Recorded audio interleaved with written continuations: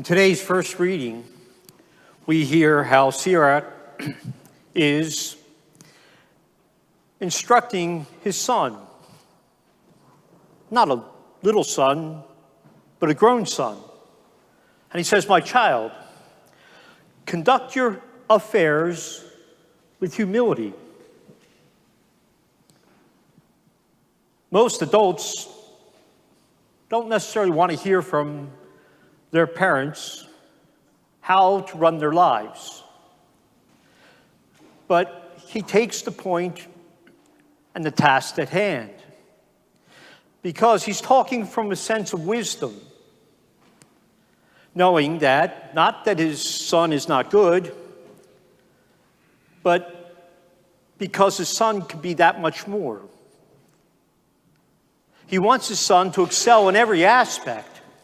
So he says, conduct yourself with greater humility, or humble yourself, and you will be appreciated and find favor from all.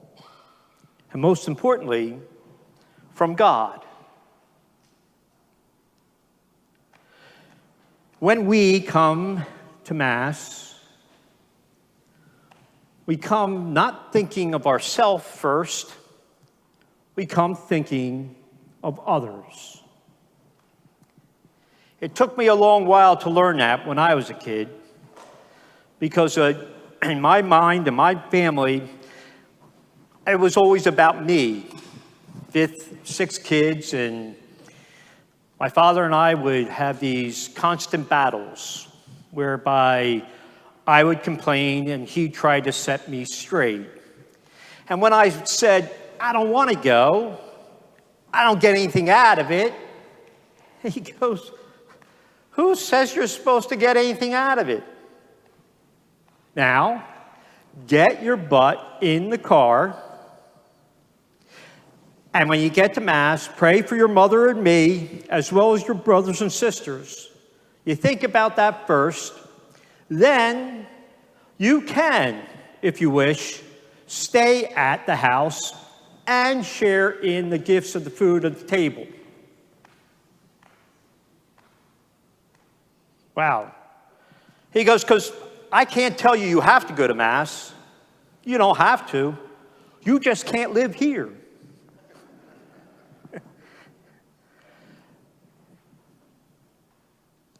When I hear friends say to me, well, Father, I really don't get anything out of it anymore. It's always the same old, same old. You know? And I said, do you go to Mass for entertainment? I mean, do we go just to hear great music, to revel in, the readings? The purpose why we come to Mass is because we're called to practice humility as Jesus taught. We're coming to think of others instead of ourselves first.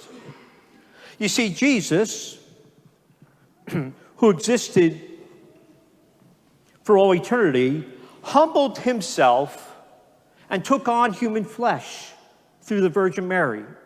He who was great became less so that we can be more.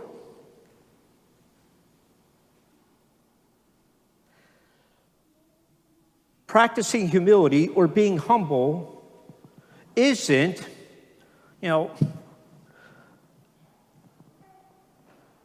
self-depraving. No, it's coming from a sense of power, not weakness. If we're weak and we aspire great things, well, that's not how we should think of things. As Jesus taught, we are children of God. When you pray, call God Father.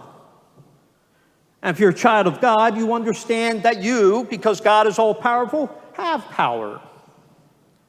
And from this sense of power, you ought to humble yourself and think not of yourself, but for others. The reason why we come to Mass is not what we're going to get out of it, but what we put into it. And Jesus' example in today's gospel, where he says to the host, a Pharisee, a scholar renowned in the law and the prophets, when you hold a banquet, don't hold a banquet and just invite your friends and those who are wealthy, because with that, you know you can expect repayment. No, don't look and think about what's in it for you. Try to practice true humility. Invite the poor. Invite the destitute. Invite the sinner. Invite the person who's on the edge of society. For your reward will be great in heaven. Because those who humble themselves shall be exalted. Jesus not only took on humanity and lived with us, understanding how our lives were, but he set an example, living his life 24/7, nonstop, not thinking of himself, but us, others. Trying to set an example for his disciples of how to better live. He didn't think themselves as being awful, no. He wanted them to understand how important and significant they are. So he said to them, pick up your cross and follow me. Follow my example of thinking of others first. And God indeed will exalt you.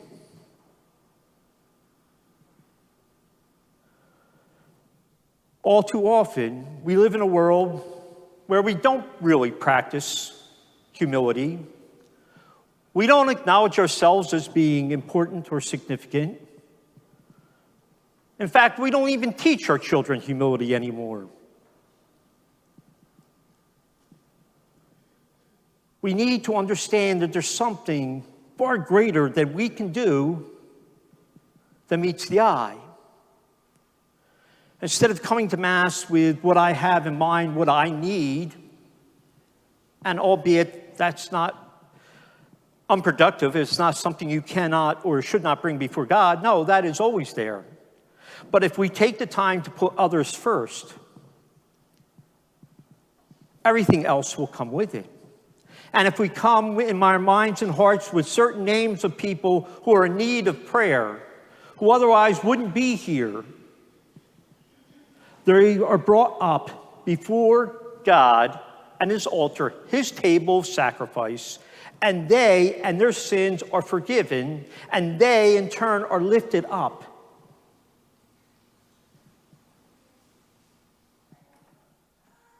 I understood why my father would say, pray for your mother and myself and your brothers and sisters. It didn't seem like it at the time. It sounded like more commandments or him speaking down to me. But he was trying to teach true humility. If we can take the time before we come to Mass to be aware of the fact that we have been given an opportunity in our own family, in our own schools, in our own neighborhoods, that we're privy to situations that are in need of correction and or prayer, and we bring those things before God, and we think of them first instead of ourselves, we will be taking the lower seat. But after recalling how Jesus takes all that which is and perfects it in his perfect sacrifice, he not only lifts up those who we sought to pray for, but then in turn, he invites us to the head of the table, and he bestows to us the gift of everlasting life in the Eucharist. When we come with the idea of giving alms. our collection, what we put into the collection, is for those who could benefit from it that might not even be here, that go to the food banks, that go to others that are in need. It helps sustain the education of our children.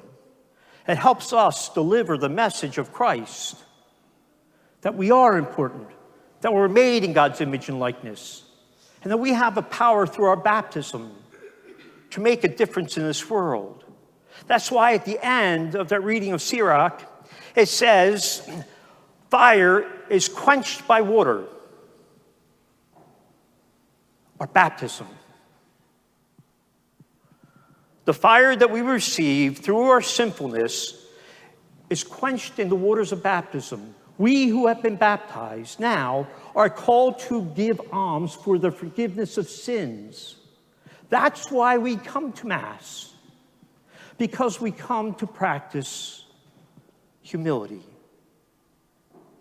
But at the same time, as Jesus promises, if we do so, and if we're willing to have our children understand that when they do so, they will indeed be exalted, and they'll share in that New Jerusalem spoken about in that second reading in Hebrews, where we don't come in fear of God.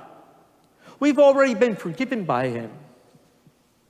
And we are further forgiven each and every time we come to Mass, not just by God, but each and every member of the faith community.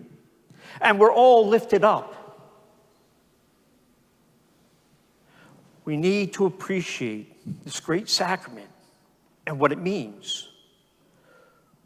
When we come up to communion, it is like the host inviting you in the back to come up to the front table to be honored for your willingness to do for others.